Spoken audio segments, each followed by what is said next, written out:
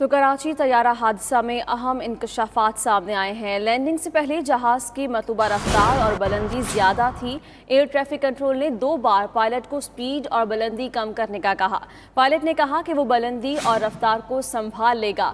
2 बार की याद दहानी के बाद भी पायलट जहाज को मतलूबा बुलंदी और रफ्तार पर नहीं ला सका। कराची तैयारा हादसे में अहम इंकशाफात सामने आए हैं। लैंडिंग से पहले जहाज की मतलूबा रफ्तार और बुलंदी ज्यादा थी। एयर ट्रैफिक कंट्रोल ने 2 बार पायलट को स्पीड और बुलंदी कम करने का कहा। पायलट ने कहा कि वो बुलंदी और रफ्तार को संभाल लेगा। 2 बार की याद दहानी के बाद भी पायलट जहाज को मतलूबा बुलंदी और रफ्तार पर ना लाया। कहा यह जाता है कि 10,000 की बुलंदी पर था तो उसने तेजी से 3,000 की बुलंदी पर तैयारे को लाया और लैंडिंग में उसे मुश्किलात का सामना पेश आया, जिसकी वजह से वो तैयारे को दोबारा कंट्रोल में नहीं ला सका। इसी पर बात करने के लिए हमारे साथ टेलीफोन लाइन पर मौजूद हैं bureau chief Islamabad Suhail Iqbal Bhatti, wing commander retired Naseem Ahmed और air marshal retired Shahid Latif साहब। आप तमाम अफराद का 92 न्यूज़ को वक्त देने के लिए बहुत शुक्रिया। सुहेल इकबाल भट्टी, सबसे पहले आपसे शुरू करते हैं। अब तक की जो इब्तदाई तहकीकात हैं उसके नतीजे में तैयारा हादसात की वजूहात क्या सामने आई हैं? जी बिल्कुल, देखिए इस कराची तैयारा हादसे की इंक्वायरी का सिलसिला जारी है और उसमें अब तक जो अहम इंकशाफात हुए हैं उसमें से ज़राए ने इस बात की तस्दीक की है कि लैंडिंग से पहले जहाज की मतलूबा रफ्तार और बुलंदी बहुत ज्यादा थी। एयर ट्रैफिक कंट्रोल ने 2 बार पायलट को स्पीड और बुलंदी कम करने का कहा, लेकिन पायलट ने वो बुलंदी और रफ्तार को, और पायलट का जवाब यह था कि वो बुलंदी और रफ्तार को संभालेगा। 2 बार उसे रिमाइंड करवाया गया, लेकिन उसके बावजूद पायलट ने जहाज की जो मतलूबा बुलंदी और रफ्तार थी वो जो एक स्टैंडर्ड होना चाहिए था उस पर नहीं ला सका। लगता यह है कि जैसे पायलट जब तैयारे को अचानक फिर नीचे लेके आया तो उसके जो लैंडिंग गियर था वो जैसे उसे वो ओपन करना भूल गया हो। इस हवाले से इस इंक्वायरी के अंदर भी बहुत से सवालात उठाए जा रहे हैं और ज़राए का ये कहना है कि कप्तान ने जब जहाज को उतारने की कोशिश की तो उसके टायर नहीं खुले और लग यही रहा है कि जैसे वो भूल गया था। तहकीकात हतमी तो उसके अंदर फाइंडिंग सामने आएंगी। और उसके बाद एक अमरीकी जो माहिर हवाबाजी है उसने भी एक वीडियो शेयर किया जिसमें उसने पिक्चर एक शेयर की है पीए किसी तैयारे की, कि जब त्यारा अचानक एक कराची एयरपोर्ट के रनवे के ऊपर नीचे आया, उसके लैंडिंग गियर नहीं खुला था और उसके जो इंजन हैं और वो नीचे टकराए हैं रनवे से, और इसी के साथ जहाज का पेट भी उसके साथ टकराया है। दोनों इंजन मुतासिर हुए हैं और उसके बाद दोबारा उसने जब उसको हैरानकुन तौर के ऊपर उसने उसको दोबारा उसको टेक ऑफ करवाया। दुनिया की एविएशन की जो एक हिस्ट्री है, इंडस्ट्री है, उसके अंदर जब त्यारा एक मरतबा इस सूरत हाल के अंदर लैंड कर जाए उसके बाद दोबारा पायलट की तरफ से उसको टेक ऑफ करना ये हैरानकुन अमर था कि अब दोबारा पायलट को किसी सूरत में उसको टेक ऑफ नहीं करना चाहिए था। उस पायलट ने उसको दोबारा टेक ऑफ किया और 3,000 फुट की बुलंदी पर ले जाने का उसे कहा गया, लेकिन दूसरी मरतबा जब उसने टेक ऑफ किया तो त्यारे को 2,000 फुट की ज्यादा बुलंदी पर लाने में पायलट कामयाब ना हो सका। और इस दौरान कंट्रोल टावर को पायलट की जानिब से ये कहा गया कि वो 2,000 की बुलंदी से ही इस त्यारे को लैंडिंग करवा लेगा, लेकिन बदकिस्मती से फिर कप्तान उस त्यारे को लैंडिंग न करवा सका। बहुत से सवालात उठ रहे हैं कि पायलट से लैंडिंग गियर को खोलने के हवाले से वो क्यों भूल हुई। चूंकि उनकी ट्रेनिंग का हिस्सा होता है, बहुत स्ट्रिक्ट उनकी ट्रेनिंग होती है, जो एसओपीज होती हैं सेफ्टी के, और उसके साथ कंट्रोल टावर के साथ जो मुसलसल राब्ते में था और जो बिलखसूस वो बहुत ज्यादा बुलंदी पर था, त्यारे की स्पीड बहुत ज्यादा थी, तो कंट्रोल टावर की जो इंस्ट्रक्शन थी उसको क्यों उसने फॉलो नहीं किया। बहुत से सवालात इस हवाले से उठ रहे हैं। जी ठीक है सुहेल इकबाल, साथ ही रहेगा। Wing commander retired Naseem Ahmed साहब हमारे साथ मौजूद हैं, उनसे मजीद बात करेंगे।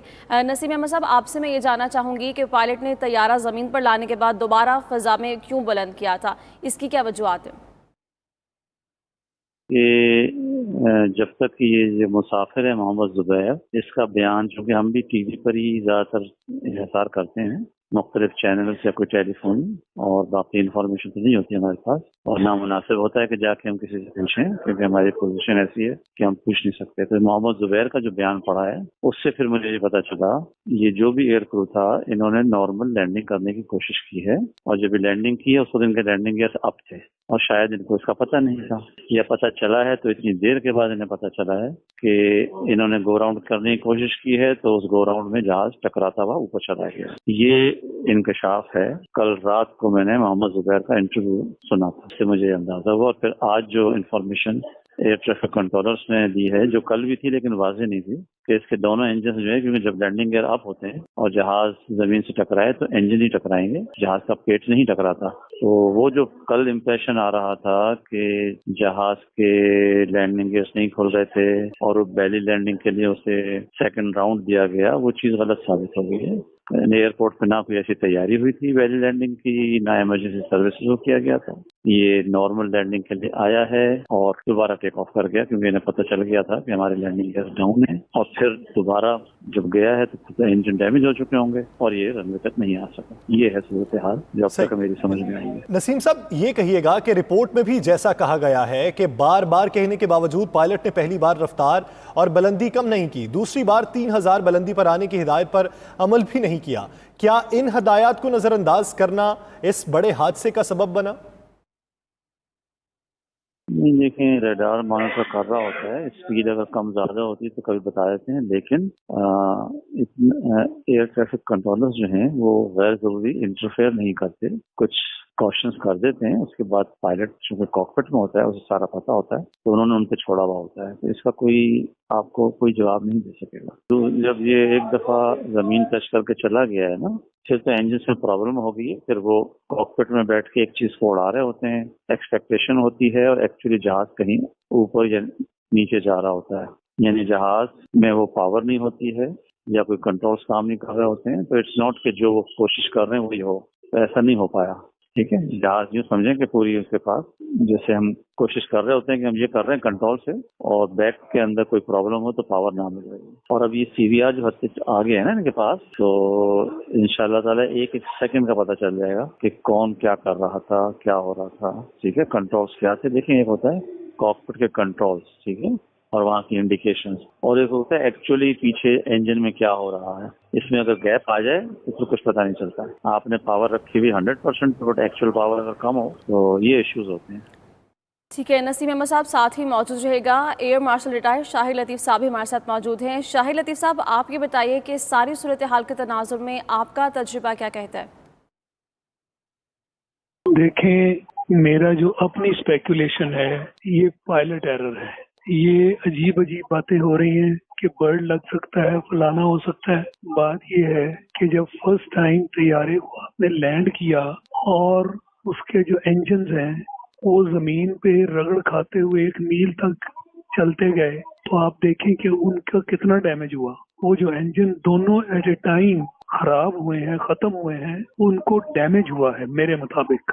ये मेरी स्पेकुलेशन है, क्योंकि इसका अभी तक कोई जवाब ही नहीं दे रहा। इस चीज को वो गोल कर रहे हैं कि जो गियर उसके डाउन, कह रहे हैं कि जब लैंड कर रहा था तो पता चला गियर डाउन नहीं हुआ। ये तो इतनी ऊंचाई के ऊपर गियर डाउन करके फिर आप लैंड करने आते हैं, तो उसको पता नहीं था क्या मिस्टेक हुई है, गियर डाउन करने ही वो भूल गया। ऐसे भी हो जाता है, और ये उस वक्त पता चला जब वो लैंड कर रहा था, बट बाय देन तैयारा जमीन को टच किया, तो लाजमी चीज है उसके इंजन जो है वो फिर जमीन से रगड़ खाएंगे। उन्होंने जब रगड़ खाई है तो इतना इम्पैक्ट, इतनी स्पीड पे इंजन में रह क्या गया, तभी तो वो दोनों इंजन जो है वो बैठ गए बिल्कुल। मेरा सवाल जो असल में ये है कि अगर पायलट को पता होता कि इंजन के गियर का प्रॉब्लम है तो उसने इमरजेंसी लैंडिंग डिक्लेयर क्यों नहीं की? उसने कोई इमरजेंसी लैंडिंग डिक्लेयर नहीं की।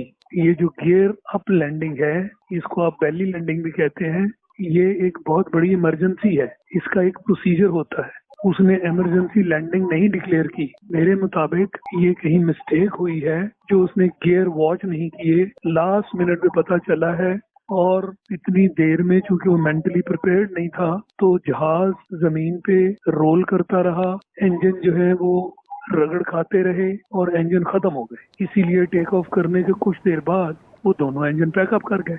यानी मुकम्मल तफसीलात तो मुकम्मल तहकीकाती रिपोर्ट के बाद ही सामने आएगी। बहुत शुक्रिया शाहिद लतीफ़ साहब, नसीम अहमद साहब और सुहेल इकबाल भट्टी इस हवाले से अपना वक्त देने के लिए।